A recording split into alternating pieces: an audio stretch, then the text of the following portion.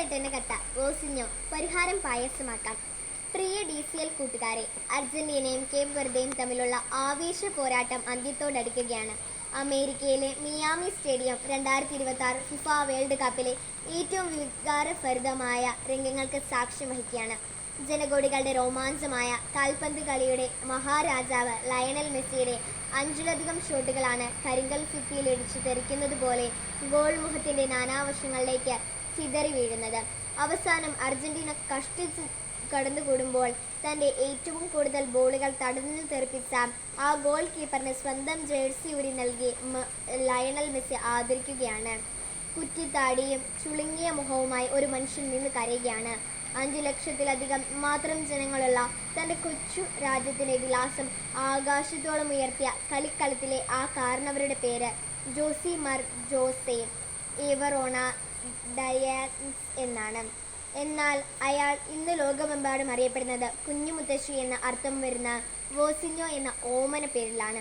1986 June 3 Cape Verde രാജ്യത്തിലെ Sao Vincent ദ്വീപിൽ അതിദരിദ്രനായി ജനിച്ച വോസിഞ്ഞോയാണിത്. പിതാവ് പട്ടാളത്തിലും അമ്മ കൂലി വേലയ്ക്കും പോയതിനാൽ മുത്തശ്ശനും മുത്തശ്ശിയും വളർത്തിയതിൻ്റെ പേരിലാണ് കുഞ്ഞു മുത്തശ്ശി എന്ന കളിപ്പേര് സ്വന്തം ഔദ്യോഗിക പേരായി മാറ്റിയ വോസിഞ്ഞോയാണിത്. ഫുട്ബോൾ കളിയോടുള്ള അടങ്ങാത്ത അഭിനിവേശം മൂലം കളിക്കളം കിടപ്പാടമാക്കിയെങ്കിലും ഉയരക്കുറവ് മൂലം പരിശീലകർ പരിഹസിച്ചു വിട്ട വോസിഞ്ഞോയാണിത്. കാൽപന്ത് കളിയുടെ വൈഭവം പാദങ്ങളിൽ തുടുതുടുക്കുമ്പോഴും ഉപജീവനത്തിനായി ബസ് ഡ്രൈവറായും ഇലക്ട്രീഷ്യനായും കൂലിപ്പണിയെടുത്ത വോസിഞ്ഞോയാണിത്. എന്നാൽ 20 വയസ്സിന് മുന്നേ തന്നെ 6.3 അടി ഉയരം നേടി.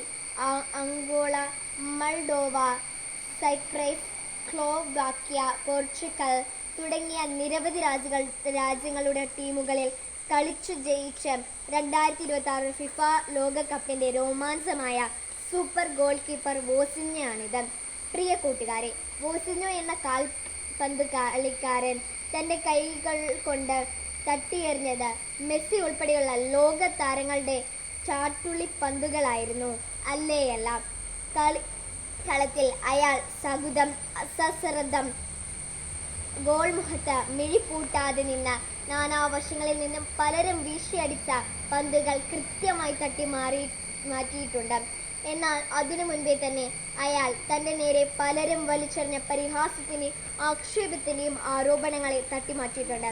കൗമാരത്തിൻ്റെ കളിക്കളത്തിലെ കുള്ളൻ വിളികളെ അയാൾ തട്ടിത്തെറിപ്പിച്ചു.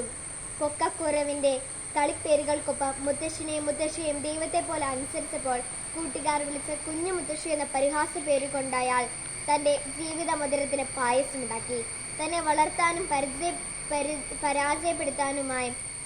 തന്നെ തളർത്താനും പരാജയപ്പെടുത്താനുമായി അരികിലുള്ളവർ വലിച്ചെറിഞ്ഞ ആക്ഷേപങ്ങൾ അയാൾ തൻ്റെ പ്രതിരോധ ശേഷിയുടെ ആഹാരമാക്കി.